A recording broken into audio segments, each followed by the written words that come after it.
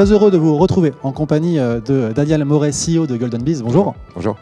Et Emmanuel Vivier, cofondateur du Hub Institute. Bonjour. Bonjour à toi.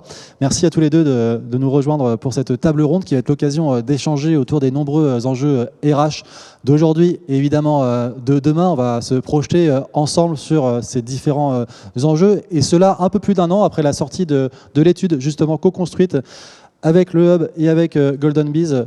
Relance RH, co-construisons le recrutement de demain. Alors, marché en tension, marque employeur, raison d'être, les sujets sont nombreux, on a dû faire des choix, évidemment. On va commencer, si vous le voulez bien, par ce marché en tension, évidemment, on le voit. L'est-il vraiment? Alors justement, les entreprises de la tech, en particulier, elles rencontrent une grande difficulté avec notamment cette tendance que l'on voit forte du licenciement et des départs en quiet quitting. Alors, il y a moins de recrutement et moins de financement de la part des fonds d'investissement.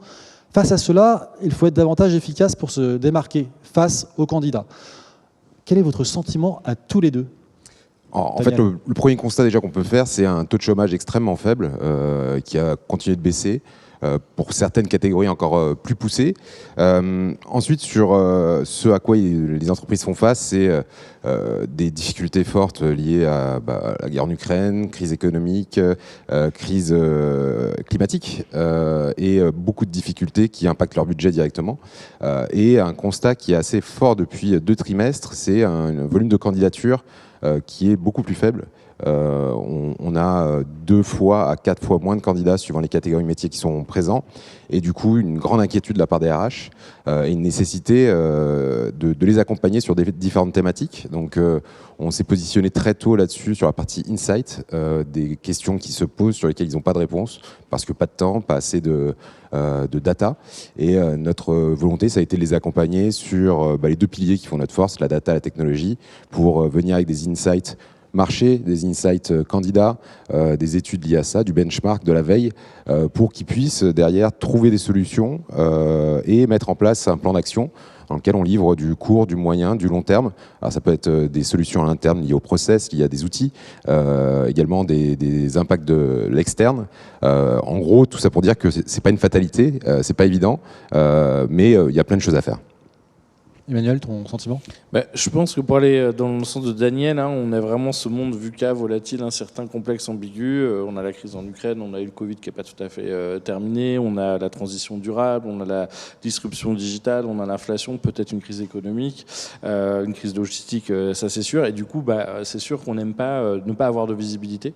Avant, on avait l'habitude de faire ses budgets à 1 an, à 2 ans, sa stratégie. Là, on voit bien qu'en fait, il faut être beaucoup plus agile, beaucoup plus réactif. Et finalement, si j'ai pas les bons outils, si je n'ai pas la bonne data, effectivement, ou les bons insights, je vais avoir du mal à me projeter, à prendre ces décisions, à faire les bons choix. On voit bien que la tech, finalement, y a peu de chômage, mais en même temps, ils viennent de licencier parce qu'ils sont pris un petit coup de pression de la bourse américaine qui est descendue, mais en même temps, ils continuent de recruter sur d'autres profils. Donc, il y a un peu cette complexité, et je pense que ça va passer à la fois par les bons outils, ou peut-être aussi par l'upskilling ou le reskilling tout simplement de salariés, de collaborateurs déjà existants. Et donc là, on voit qu'il y a tout un tas de nouveautés, mais ce qui est sûr, c'est que là, on planifie encore une fois sa formation à 2 ans à l'avance à son entretien annuel, plus ça va et plus on va sur du micro-learning où tiens, j'ai besoin d'acquérir cette compétence en une demi-journée maintenant tout de suite pour mon projet ou en tout cas dans les prochaines semaines. Donc là aussi on va avoir des LMS nouvelle génération, du type de contenu différent. On voit aussi l'arrivée un petit peu de la réalité virtuelle pour par exemple la formation santé-sécurité dans l'industrie. C'est mieux de faire les gestes que voilà. Puis même sur la production de ces formations finalement, comment si je dois en fabriquer plus rapidement, les mettre à jour plus rapidement, mais là je vais pouvoir m'appuyer sur des nouveaux outils. On a tout ce qui est autour un petit peu du synthétique média où on va pouvoir utiliser des avatars pour, au lieu de faire un tournage comme nous aujourd'hui, on doit faire la captation, le montage, etc. Je peux avoir un avatar qui parle 37 langues, j'ai juste à faire les textes et mon avatar va faire, ma vidéo d'onboarding, par exemple, où je vais pouvoir retoucher la voix d'une vidéo avec un descript.ai, par exemple. Donc, on voit en tout cas qu'il va falloir monter d'un cran avec les bons outils, la bonne data, la bonne tech pour pouvoir faire face à ces défis.